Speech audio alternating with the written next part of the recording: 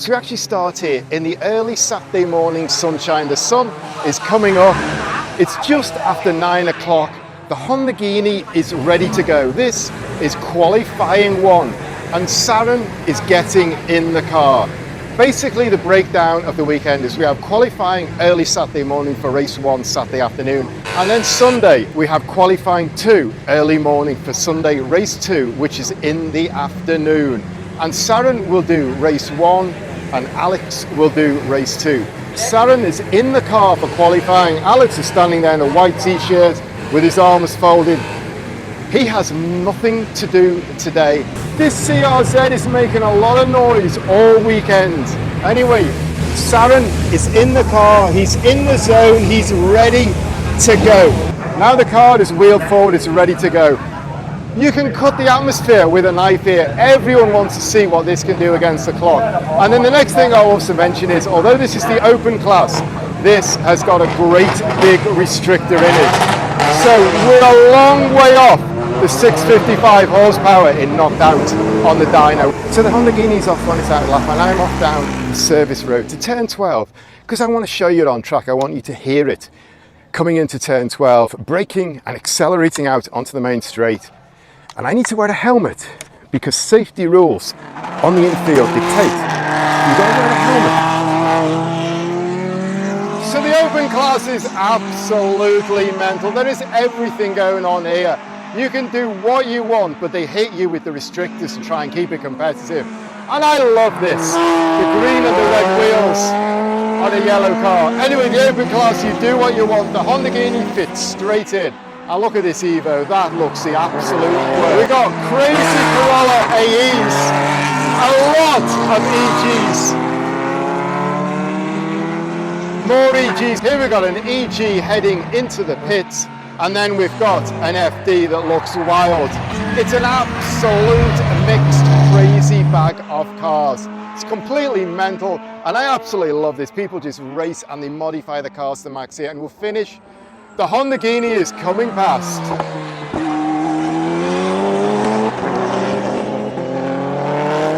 Unreal. The Hondaghini has just pitted. We are done for qualifying. I need to run back and check out what's gone down with the qualifying runs. So qualifying is done and the Hondaghini is P1 on pole position, 144, 9.5 tenths up on the next car. First job is done. First race, first qualifying, pole position. That's a great start to the weekend. And now the Hondaghini is in the scrutineering bay because they are going to be checking it over with a fine-tooth comb, as they do with all cars that land on pole. In fact, these guys, 3 Crowns, they've been in the business longer than anyone else racing in Southeast Asia. They know every trick in the book. Their scrutineers wrote the book, to be honest. So they check everything carefully. They know everything. They do the work. You can see the samples here. You can see the measuring equipment here, the electronic equipment. These guys are on top of the game. They'll be giving the Hondaghini the once over, but at least we're under a tent out of the sun. And now we count down to race 1. But first of all, I'm going to go back into the garage. I'm going to find Saren. I'm going to ask him about what it was like in qualifying. And I also want to ask him, what was the DRS like? It's the first time DRS has ever been used in Thailand. This is some weekend, and you can see you can also arrive back in the paddock under a tow rope, as this D-Max has done. So we've avoided that. The car's come back. It's intact. It's absolutely banging. Next stop, race 1 coming up. So let's find Saren. He's here in the garage, and this is a man who doesn't stress too much. Congratulations, pole position. Epic job. After finish qualify, we do the pole position for the first ever qualify in the Super Turbo. We glad and thank you for the team that worked really hard.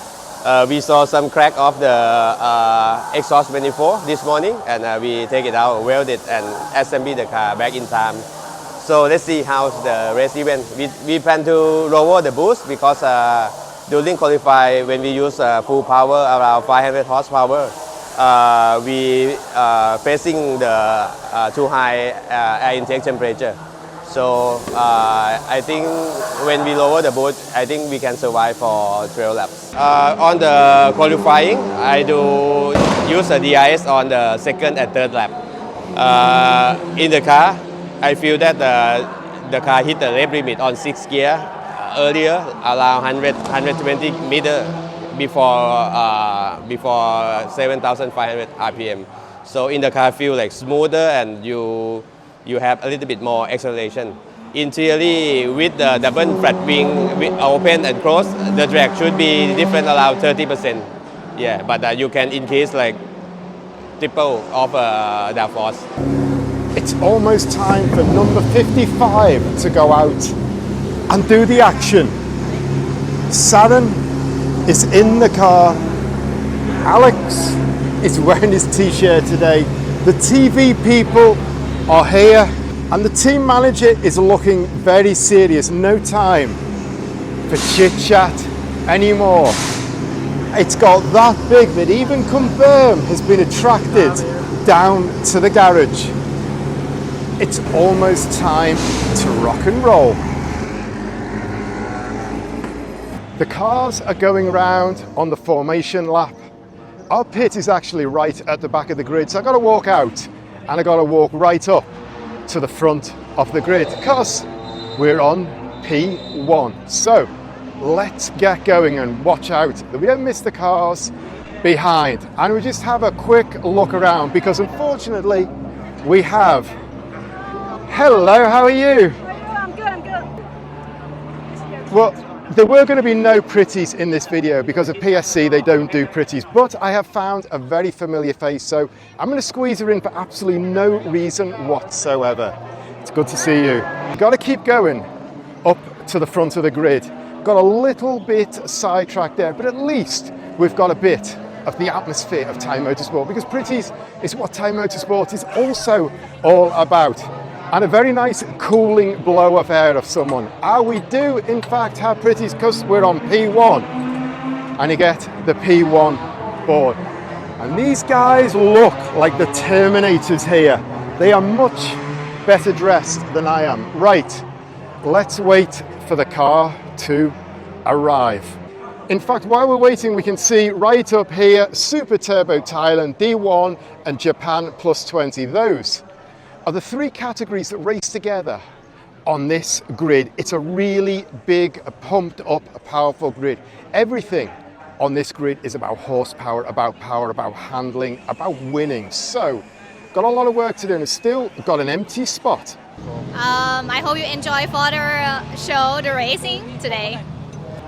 And we have a famous media here from Carper. You've also seen his coverage of the Hondaghini, and it's coming now, so let's stand right here and watch this absolute monster rock into P1, which is actually hidden behind her shoes. When you're on P1, the TV people come right up to see you. Everyone loves a P1. So we've got a few minutes before the race starts. Let's go down and see what cars the Huracan Super Trofeo is up against. First of all, an Evo, an absolutely pumped Evo. Aziman, good to see you. Absolutely amazing. It's a big reunion, big Evo thing going on. And then we've got an FD, which is on pole for the next class. And that is a long way from a stock FD. And then we spin round and we've got pole for the next class. Then we go down here and I absolutely love this EK. The TV people are here, so I keep out of the way. But the green wheels on the front, the red wheels on the rear, I absolutely love that. And then this EG is a bit extra. That is absolutely pumped. Then we've got another EG on another pole as well. And finally, we've got a Corolla here, which I absolutely love. I love this wrap, and this in Uttaradit was incredibly fast. Finally, we got another EG. So this is a serious grid. This is all about power. This is all about winning. This is a pumped grid. Hondaghini starts on pole, but every single one of these cars wants to win the race. The man from every tyre brand in the world here. And we're back here now at this. So the grid is clearing. So when it's time to race, it's time to do what everyone in the grid does. Go back to the garage and stand round the timing screen and see what happens.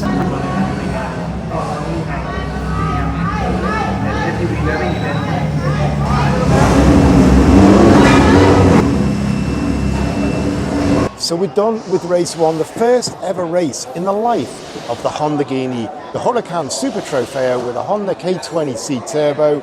It's got a P3, it's on the podium. It's not the result that we wanted, to be honest. There was an issue with the car. I ended up losing about 4 seconds a lap, and you can see now we've just finished the race.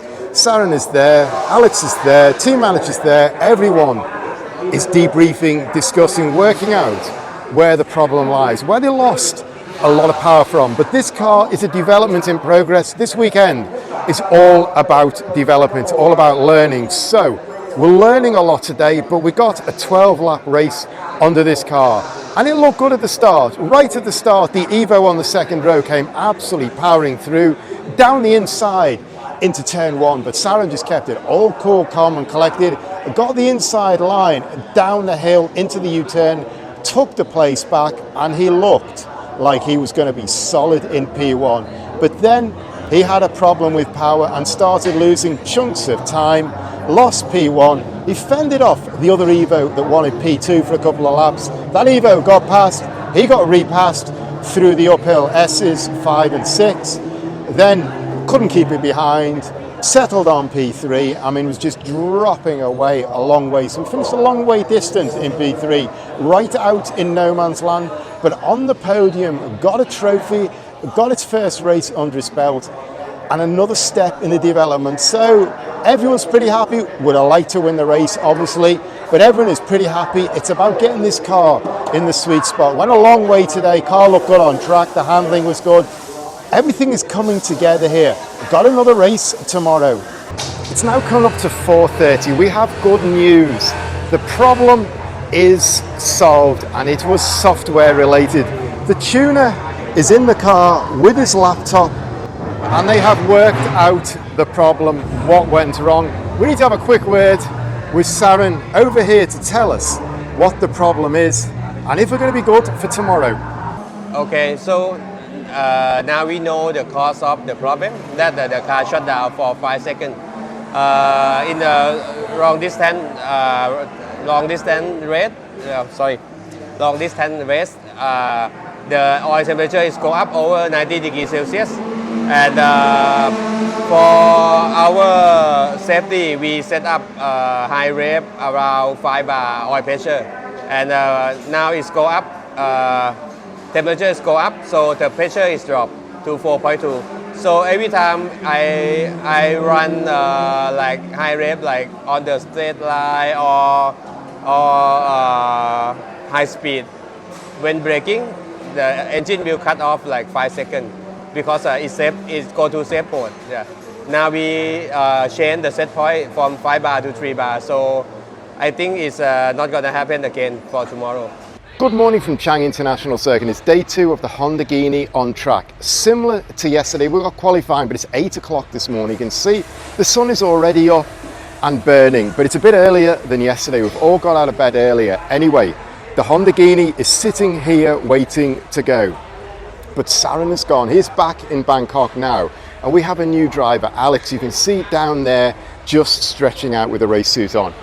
First time I've seen him with a race suit this weekend, because I came up Friday afternoon and all he managed to do was 6 laps on Friday because the car had a few problems. He did 6 laps. He's done a few laps around Pira Circuit, testing it while they're developing it, and that's it. And he has come straight from the Toyota Yaris 1 make race. That is absolutely incredible. The Toyota Yaris is a 1200cc stock racer with double figures horsepower. It is slow, it is safe, and they drive around small temporary tracks. So he has got a mountain to climb. In fact, he is going to go up Everest today. He's going to come back down again and then go up again. It's such a mountain to climb he's got. I am not expecting a big qualifying here. I'd like to see him get P3. I think P1, P2, we've got some very tough, very experienced drivers who know the circuit, have the cars absolutely tuned up. but I'd like to see him on the second row. I think if he can hit the second row, that is a great start. Then he can sit in the race and he can get used to the car and they can carry on the development. And if he's lucky, maybe pick up some places, but we'll see.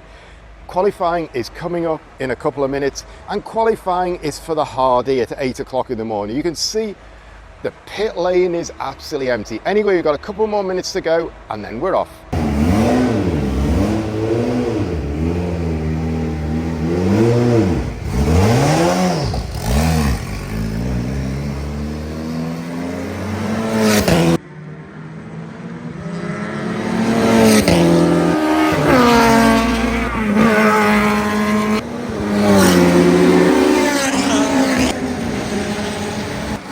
So an early end to the weekend after qualifying. The problem we had, they need to take the car home, they need to clean it, they need to check it, they need to solve that problem. We're not going to be racing this afternoon. It's kind of a pity. The guys have put so much work, so much effort into getting here, but this is development. This race is about getting the Hondaghini on track, about developing it. But we have a trophy.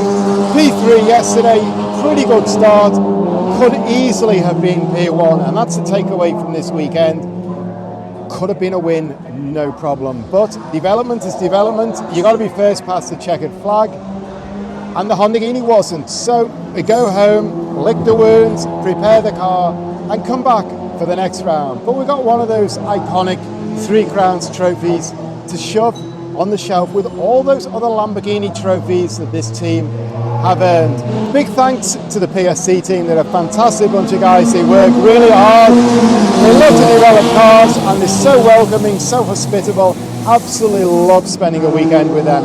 Anyway, they need to go home, carry on the development and back for the next round at the end of June. And then they'll be trying to look for wins again. So at this point I always say thanks for watching my video. If you liked it, I really appreciate it. Please hit the like button. So if you want more on the Hondaghini, please subscribe because I do loads and loads of content on this. Be following how it goes, right up to P1, right up the top step of the podium. But for now I'm done, I'm out of here. See you next time.